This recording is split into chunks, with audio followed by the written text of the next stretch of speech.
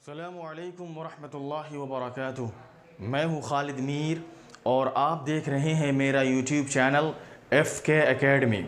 मेरे प्यारे स्टूडेंट्स, तो आज हम लोग बात करने वाले हैं एक ऐसे क्लास के बारे में, एक ऐसे लेसन के बारे में जिसको याद करना, जिसको समझना आपके लिए हर सूरत में ज़रूरी है। अगर आप इंग्लिश बोलना चाहते हैं, अगर आप इंग्लिश समझना चाहते हैं, अगर आप इंग्लिश पढ़ना चाहते हैं, क्योंकि ये ऐसा क्लास है कि इसको अच्छी तरीके से समझना, जानना और इसका इस्तेमाल करना आपके लिए बेहद ज़रूरी है। अगर आप इंग्लिश बोलने के शौकीन हैं, इंग्लिश पढ़ने के ख़्वाह हैं, तो इसलिए मैं आपसे दरख्वास्त करता हूँ कि इस वीडियो को बगौर सुने और सुनने के बाद, इस लेसन को देखने के बाद आप इन वीडियो के ज़रिए बार बार इस्तेमाल करने की कोशिश करें अल्फाज को। इन वीडियो को देखने के बाद, इस लेसन को देखने के बाद आप इसको समझ करके अपने अल्फाज में, रोज़मर्रा की गुफ्तगू में ये अप्लाई करें कि इसको कैसे सेंटेंस में लाते हैं, इसके ज़रिए से सेंटेंस कैसे बनाते हैं। इसी तरीके से अगर लिखा हुआ कहीं मिल रहा है तो इसका तर्जमा कैसे करते हैं, ये बात आपको याद रखनी पड़ेगी। चलिए, इससे पहले के सबक को शुरू करें, मेरी आपसे एक छोटी सी दरख्वास्त है कि अगर आप मुझे YouTube से देख रहे हैं तो आप मेरे चैनल को लाइक करें, कमेंट्स करें, सब्सक्राइब करें। और इसी तरीके से अगर आप पिछला सबक भी हासिल करना चाहते हैं तो आप मेरे प्लेलिस्ट में जा कर के पिछले असबाक को भी देख सकते हैं। हर चीज़ का इस्तेमाल आपको वहाँ दर्जा बदर्जा मिल जाएगा। इसी तरीके से अगर आप मुझे फेसबुक पेज से देख रहे हैं तो आप मेरे पेज को फॉलो करें, कमेंट्स करें, इसी तरीके से लाइक करें। तो चलिए सबक को शुरू करते हैं। सबक का हेडिंग है यूज़ ऑफ हैव टू, इसी तरीके से has to. Use of have to और हैज़ टू, ये सबक का हेडिंग है, यानी कि हैव टू का इस्तेमाल या हैज़ टू का इस्तेमाल, हैव टू का इस्तेमाल या हैज़ टू का इस्तेमाल। इसका इस्तेमाल कहाँ होता है, क्या इसकी अलामत होती है? मैंने यहाँ देखिए लिख रखा है ना है पढ़ता है, यानी कि जब इसका तर्जमा करते हैं उर्दू के अंदर तो कभी इसका तर्जमा ना है से करते हैं। किससे करते हैं? ना है से। कभी जब इसका तर्जमा करते हैं उर्दू के अंदर तो ना है से करते हैं। जैसे मुझे खाना है, मुझे पीना है, मुझे जाना है, मुझे हंसना है। और अगर कभी इसका तर्जमा करते हैं उर्दू के अंदर पढ़ता है से, किससे करते हैं? पढ़ता है से। जैसे मुझे पढ़ता है, क्या पढ़ता है? खाना पढ़ता है, मुझे सोना पड़ता है, मुझे हंसना पड़ता है, मुझे दौड़ना पड़ता है, उसे आना पड़ता है। इस तरीके से तर्जमा करते हैं। लेकिन दोनों में फ़र्क क्या है? कभी तो पढ़ता है का तर्जमा होगा और कभी ना का तर्जमा होगा। तो समझ लीजिए, कभी जो है किसी काम को अगर आप मजबूरी के साथ कर रहे हैं, यानी कि मजबूरी के साथ कोई काम आप कर रहे हैं, खुशी के साथ नहीं कर रहे हैं, तो उस वक्त जो है आप पढ़ता है का लफ्ज़ उर्दू में इस्तेमाल करते हैं। जैसे मुझे पढ़ना पड़ता है, आपकी ये मजबूरी है पढ़ना, आप खुशी से नहीं पढ़ रहे हैं, तो उस वक्त में आप पढ़ता है का लफ्ज़ इस्तेमाल करते हैं। जैसे मुझे पढ़ना पड़ता है, मुझे जाना पड़ता है, मुझे खाना बनाना पड़ता है, मुझे क्या है मश्क लिखनी पड़ती है। इस तरीके से इस्तेमाल करते हैं।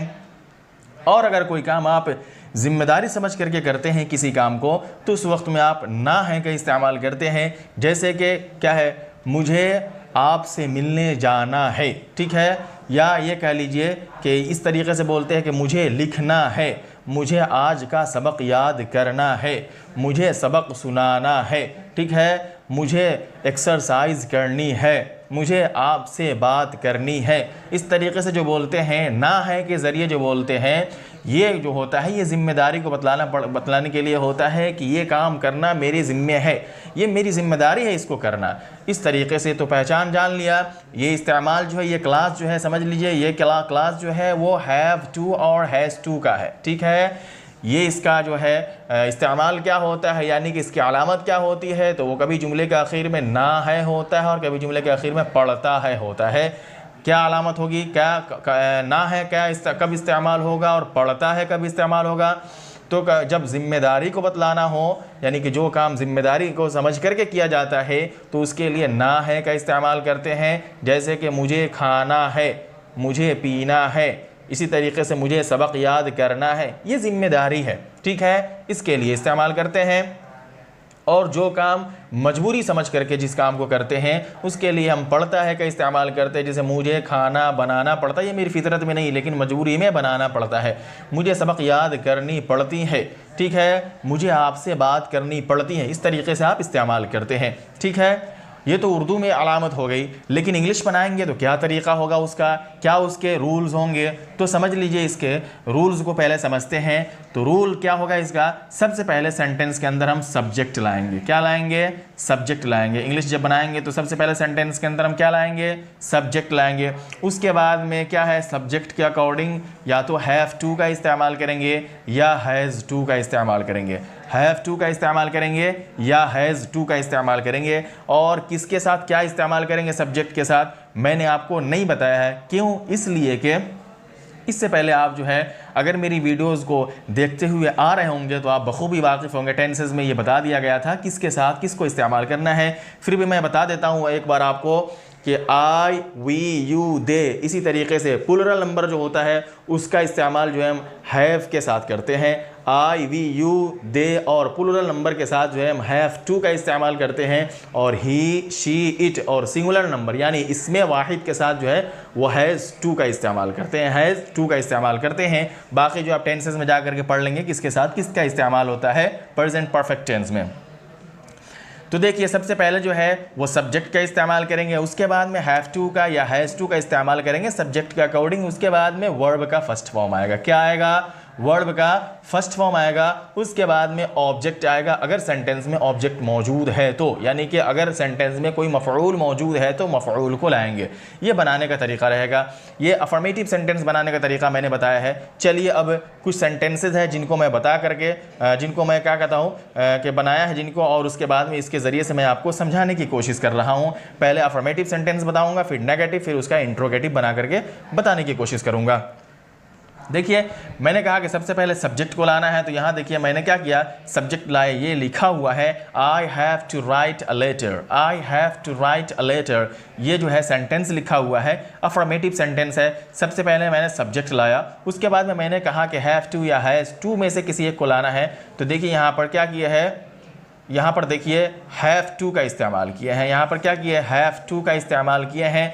क्यों, इसलिए कि आई के साथ हैव का इस्तेमाल होता है। आई हैव, आई के साथ क्या होता है, हैव टू का इस्तेमाल होता है, इसलिए क्या किया, हैव टू का इस्तेमाल किया। उसके बाद में क्या किए, वर्ब का फर्स्ट फॉर्म यहाँ लाए। क्या, टू राइट मीन्स क्या होता है, लिखना, और लेटर उसके बाद में क्या है, इसके अंदर ऑब्जेक्ट है जो मैंने यहाँ इस्तेमाल किया है। ये अफर्मेटिव सेंटेंस है। पहले सब्जेक्ट लाए हैं, उसके बाद में हैव टू का इस्तेमाल किया, फिर वर्ब का फर्स्ट फॉर्म लाए हैं, फिर यहाँ ऑब्जेक्ट लाए हैं। क्या तर्जमा करेंगे इसका, इसका तर्जमा होगा I have to write a letter, मुझे ख़त लिखना है, मुझे एक ख़त लिखना है। या फिर तर्जमा करेंगे मुझे एक ख़त लिखना पड़ता है। दोनों तर्जमा कर सकते हैं, मुझे एक ख़त लिखना है या मुझे एक ख़त लिखना पड़ता है।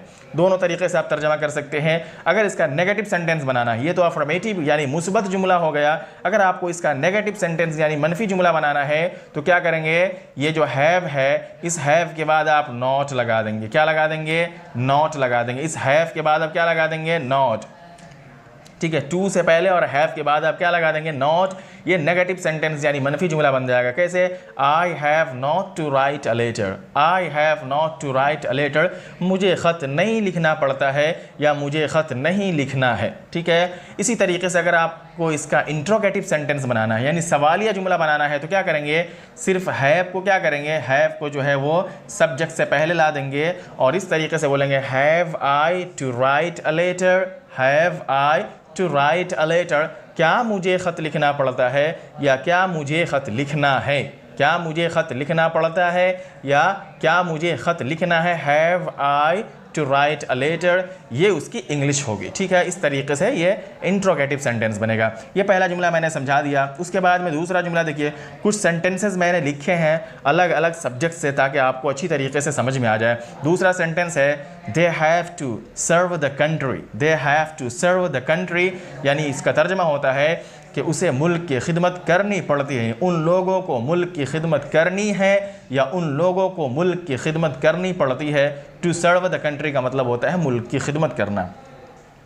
अब देखिए जो है अफर्मेटिव सेंटेंस है, ये सब्जेक्ट जो है, ये जो है ऊपर जो मैंने तरीका बताया है, जो रूल बताया उसके अकॉर्डिंग ये फिट आ रहा है या नहीं। सबसे पहले मैंने सब्जेक्ट लाया दे, उसके बाद में दे के अकॉर्डिंग जो है हैव टू का इस्तेमाल किया, उसके बाद में सर्व जो है ये क्या किया, वर्ब का इस्तेमाल किया, और उसके बाद में ये कंट्री जो है ये ऑब्जेक्ट का इस्तेमाल किया। They have to serve the country, उसे या उन लोगों को मुल्क की खिदमत करनी पड़ती है, यह तो अफर्मेटिव सेंटेंस है।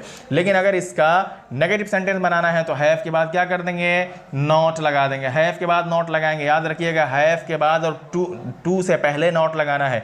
हैव के बाद और टू से पहले नॉट लगाना है, किसमें, इंट्रोगेटिव सेंटेंस, नेगेटिव सेंटेंस में। किसमें, नेगेटिव सेंटेंस में हैव के बाद और टू से पहले नॉट लगाना है। देखिए, they have not to serve the country, they have not to serve the country, उन लोगों को मुल्क की खिदमत नहीं करनी पड़ती है, या उन लोगों को मुल्क की खिदमत नहीं करनी है। ये उसका तर्जमा होगा नेगेटिव सेंटेंस में। अगर इसका इंट्रोगेटिव यानी सवालिया जुमला बनाना है तो क्या करेंगे, हैव का इस्तेमाल शुरू में कर देंगे और तर्जमा करेंगे have they to serve the country, have they to serve, यानी हैव को सिर्फ दे से पहले ला करके और तरतीब बिल्कुल बराबर होगी। Have they to serve the country, क्या ये टू जो है, टू को यहीं रखेंगे, सिर्फ हैव का इस्तेमाल करेंगे शुरू में। Have they to serve the country, क्या उन लोगों को मुल्क की खिदमत करनी पड़ती है, क्या उन लोगों को मुल्क की खिदमत करनी पड़ती है। Have they to serve the country, या क्या उन लोगों को मुल्क की खिदमत करनी है। दोनों तरीके से तर्जमा कर सकते हैं। उसके बाद अगला सेंटेंस देखिए, अगला सेंटेंस है he has to go home, he has to go home. ये सेंटेंस है, ठीक है। यहाँ मैंने ही से क्या किया, सेंटेंस बनाया है। देखिए कायदे के हिसाब से फिट आ रहा है कि नहीं। पहले मैंने सब्जेक्ट ही का इस्तेमाल किया, उसके बाद में ही के बाद हैज़ टू का इस्तेमाल किया। क्यों, इसलिए कि हैज़ टू का यहाँ इस्तेमाल ही की वजह से हुआ है। ही क्या है, सिंगुलर नंबर, और सिंगुलर नंबर के साथ हैज़ टू का इस्तेमाल होता है। उसके बाद में वर्ब का इस्तेमाल किया, फर्स्ट फॉर्म वर्ब गो। उसके बाद में होम जो है ये क्या है, ऑब्जेक्ट का इस्तेमाल किया है। अब देखिए यहाँ पे गो के बाद अक्सर टू लगता है, यानी इसका सिला जो होता है वो टू लगता है, लेकिन यहाँ होम के साथ टू नहीं लगा है। ये क्या है, ये टू उससे मुस्तस्ना है, यानी टू के साथ होम नहीं। होम जब इस्तेमाल होता है गो के साथ तो टू नहीं लगता है। गो टू हाउस बोलते हैं लेकिन गो होम बोलते हैं, गो टू होम नहीं बोलेंगे। ये टू लगाएंगे होम के साथ तो गलत हो जाएगा, ठीक है। इसलिए गो होम बोलेंगे और गो टू हाउस बोलेंगे, ठीक है। खैर, ये देखिए he has to go home का तर्जमा होगा उसे घर जाना पड़ता है, या उसे घर जाना है। ये अफर्मेटिव सेंटेंस है, जो पहले मैंने सब्जेक्ट का इस्तेमाल किया, फिर हैज़ टू का इस्तेमाल, फिर फर्स्ट फॉर्म का, फिर ऑब्जेक्ट का इस्तेमाल किया। He has to go home, उसे घर जाना पड़ता है या उसे घर जाना है।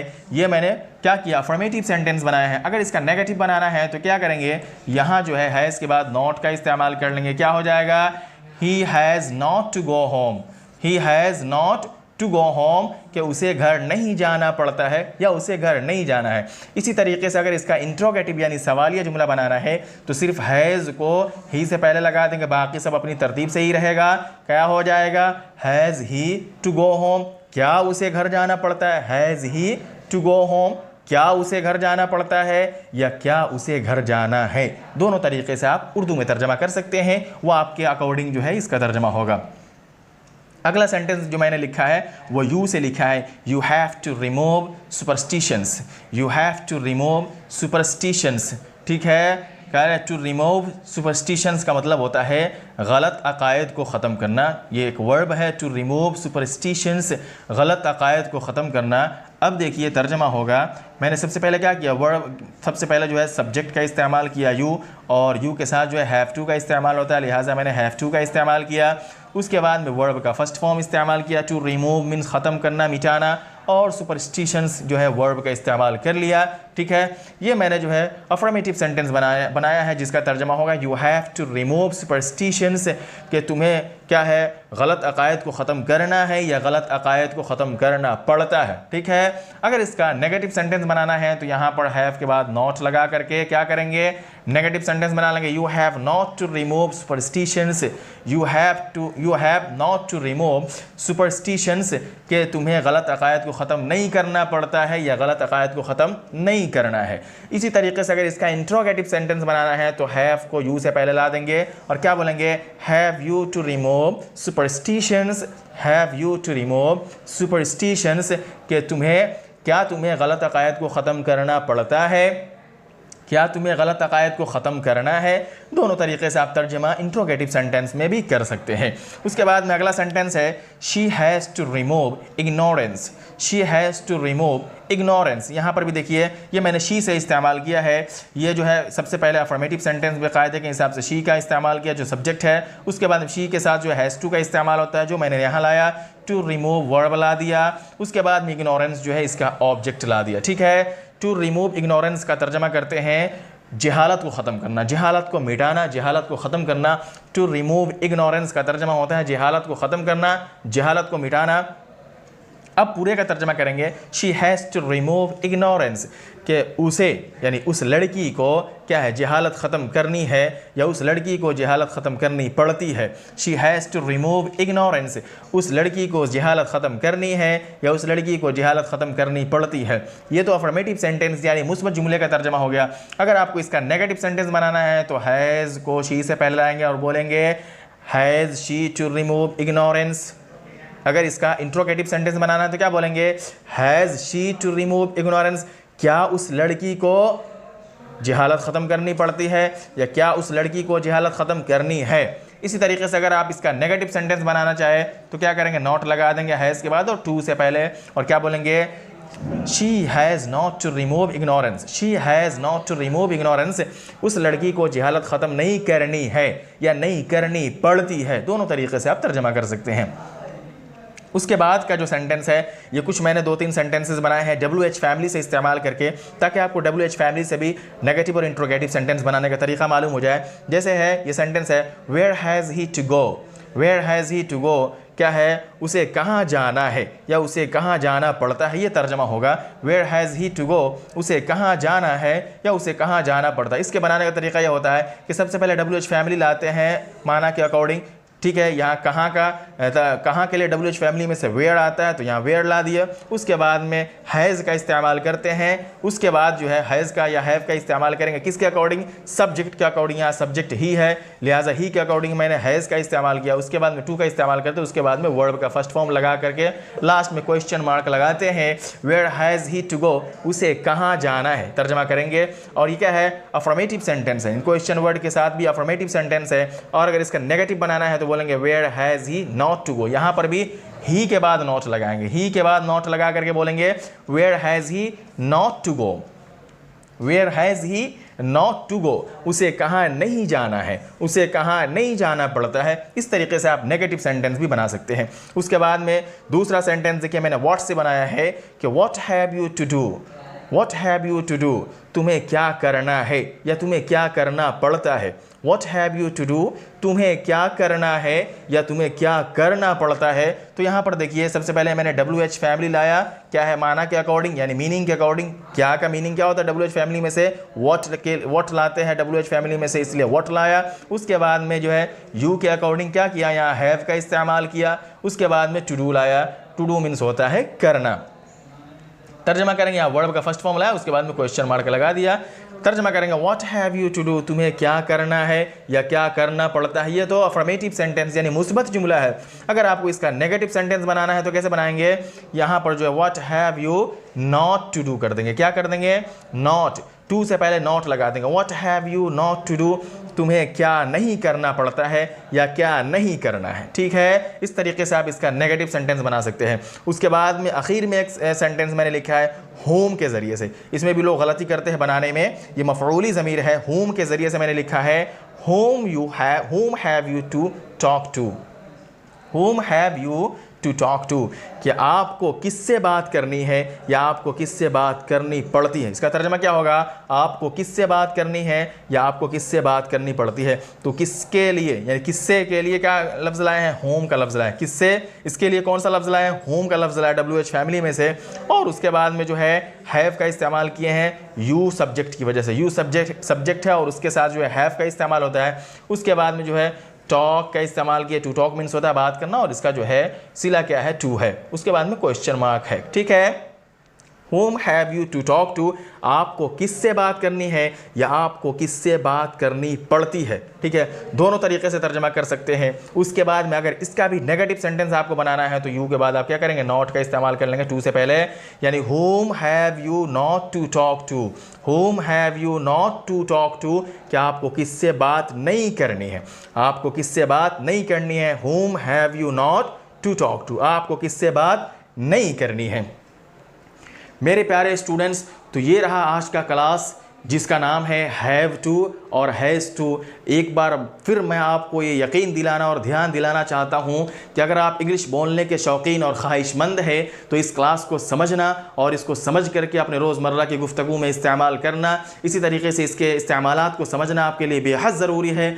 जब तक आप इस क्लास को नहीं समझेंगे न तो आप इंग्लिश सही तरीके से बोल सकेंगे और नहीं कहीं लिखा हुआ मिलेगा तो आप उसका तर्जमा कर पाएंगे। उम्मीद है कि आपको मेरी बात समझ में आ गई होगी। इससे पहले के सबक को मैं ख़त्म करूं, एक बार फिर मेरी आपसे एक छोटी सी दरख्वास्त है कि अगर आप मुझे YouTube से देख रहे हैं तो इस तरह की मज़ीद सबक, इस तरह के मज़ीद असबाक पाने के लिए आप मेरे चैनल को सब्सक्राइब करें, लाइक करें, कमेंट्स करें, और अगर आप मुझे फेसबुक पेज से देख रहे हैं तो आप मेरे पेज को फॉलो करें। चलिए अगली वीडियो में एक नए सबक के साथ फिर मुलाकात होती है। जब तक के लिए अल्लाह हाफिज़। अस्सलामु अलैकुम व रहमतुल्लाहि व बरकातुहू।